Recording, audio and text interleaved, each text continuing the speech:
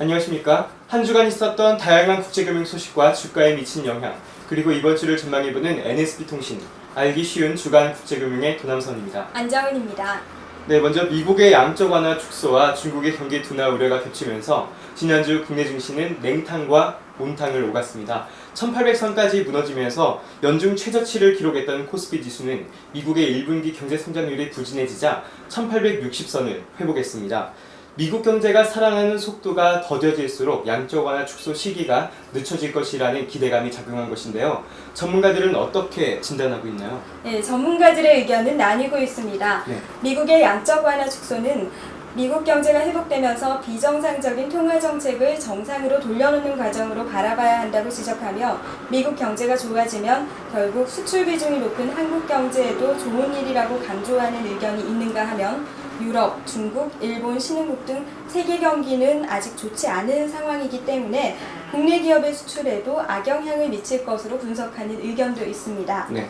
특히 수출 버팀목 역할을 하던 아시아 등 신흥시장의 금융시장이 흔들리면 경기가 위축돼 소비가 크게 감소할 것으로 예상하며, 이에 하반기 한국의 상품 수출도 타격을 입을 것이라고 진단하기도 했습니다. 네, 중국의 경제 성장이 과거처럼 매년 10% 안팎의 고속 성장을 이룰 것이라는 기대감도 이제는 놓아야 할 필요가 있는 것으로 보입니다.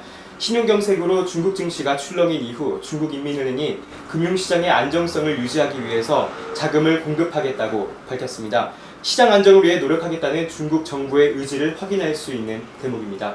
지난주 이러한 이슈들이 이번 주 국내 경제에는 어떠한 영향을 미칠지, 이어서 BS투자증권 이두환 상무로부터 지난주와 이번 주 국제금융 환경 변화에 대해 들어보겠습니다.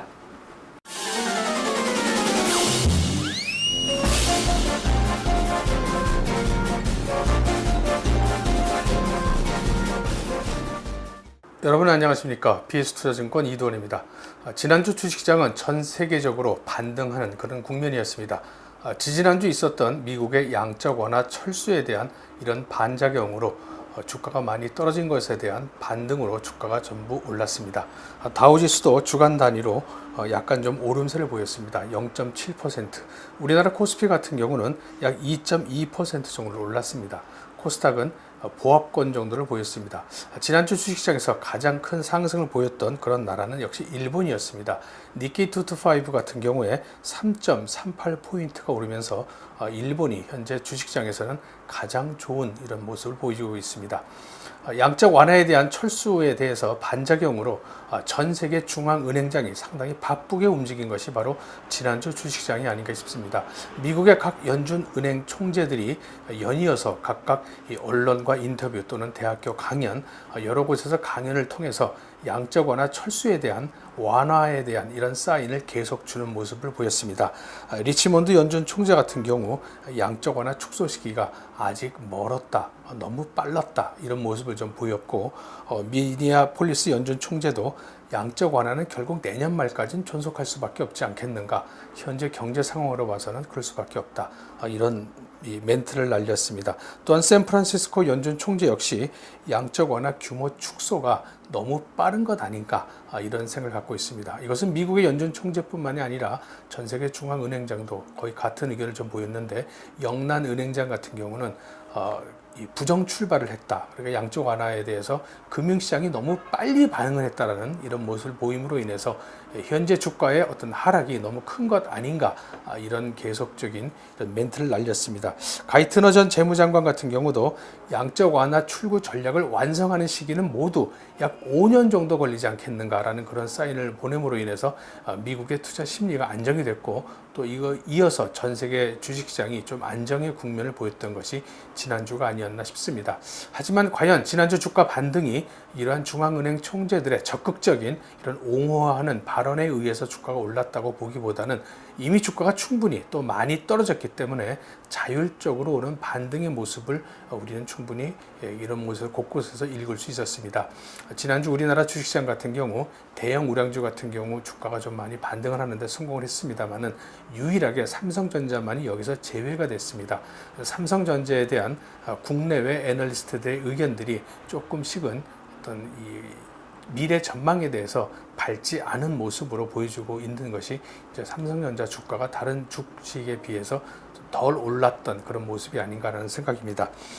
유럽 같은 경우 드라기 총재가 무제한 채권 매입을 계속하고 있다. 그러니까 우리는 미국의 양적 완화 축소와 상관없이 계속적으로 무제한 채권 매입, 걔네 표현으로는 OMT 프로그램이라고 하는데 계속적으로 할 것이다라는 그런 사인을 보냄으로 인해서 현재 미국과는 달리 유럽 쪽에서는 경제 성장 정책을 계속 추진하겠다라는 그런 사인을 강력하게 보냈습니다.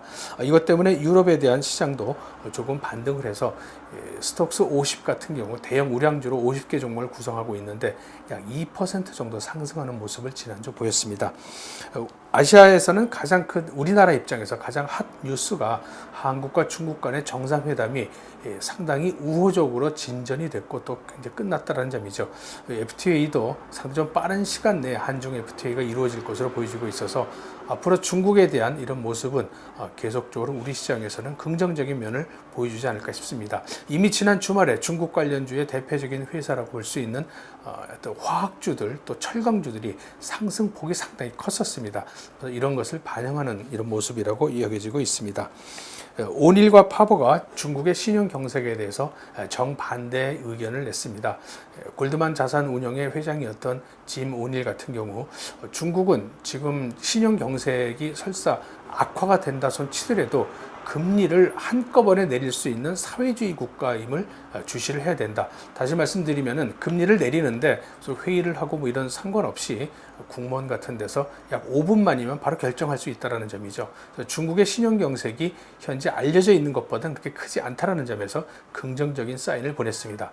하지만 닥터 둠이라고 알려져 있는 마크 파버 같은 경우는 중국의 신용 경색이 장차로는 상당히 큰 부담이 될 수밖에 없다. 부실 신용이 상당히 많고 부실 채권이 많기 때문에 금융기관이 어렵고 또 이런 것이 산업에 대한 피해를 줌으로 인해서 이머징 국가, 특히 중국 주변에 있는 이머징 국가들은 큰 타격을 받지 않을 수 없다라는 비관적인 이런 전망을 내세웠습니다. 결국 일본이 좀 반등하는 데 성공을 했다면은 중국은 신용 경색의 이런 악재를 가지고 주가가 좀 하락하는 면을 보였고 우리나라 같은 경우 미국 때문에 떨어지고 또 중국 때문에 떨어지는 양쪽에서 어떤 강타를 얻어맞은 그런 꼴이 되고 말았습니다만은 지난주 며칠 동안은 좀 반등에 성공을 했습니다. 반등 폭이 하락 폭이 약 3분의 1 정도 이루어졌기 때문에 이번 주에는 조금의 좀 조심스러운 모습을 보여야 되지 않겠나라는 생각입니다. 오늘부터 이제 실질적으로 어떤 시장은 하반기를 겨냥한 이런 모습으로 흘러갈 것 같습니다. 하반기가 시작이 됐는데 하반기 시장의 가장 큰 키는 역시 기업의 실적이 아닌가 싶습니다. 양적 완화를 축소하든 또 계속 양적 완화를 실시하든 아무 상관없이 기업의 실적은 주가를 결국 반영해내기 때문입니다. 심리적인 위축으로 주가가 많이 흔들릴수록 기업 실적이 좋다라는 쪽에 관련되어 있는 업종에 대해서는 긴 장래를 가지고 큰 호흡으로 주식을 편입하는 것이 유리한 것이 이번 주 시장의 전략이 아닌가 싶습니다. 단기적으로 이번 주에는 역시 금요일 날 미국의 고용 현황이 발표가 되는데 고용 현황에서 발표가 되는 실업률과 그리고 신규 고용 수에 따라서 양적 완화의 시기가 언제부터 실시가 될 것인지 가늠할 수 있다는 측면에서 상당히 중요한 지표라고 볼 수 있겠습니다. 저는 지금까지 비스투자증권 이두원이었습니다. 정부는 이번 주에 서비스 산업 추진 방향 및 1차 대책을 발표합니다. 금융권에서는 조선, 해운, 건설 등 취약업종들의 회사채 발행을 원활하게 해주기 위한 회사채 시장 활성화 방안이 이번 주에 나올지 관심입니다. 네, 그리고 미국에서는 고용지표 발표가 예정돼 있습니다. 지표 내용에 따라서 미국의 양적 완화 축소 시기에 영향을 줄 것으로 보입니다. 최근 전 세계 주식시장이 미국 양적 완화 축소 우려로 큰 폭의 하락을 경험한 상황이어서 이번 주 발표되는 미국 경제지표에 투자자들의 관심이 그 어느 때보다 높아질 전망입니다. 지금까지 7월 첫째 주 주간 국제금융 소식이었습니다.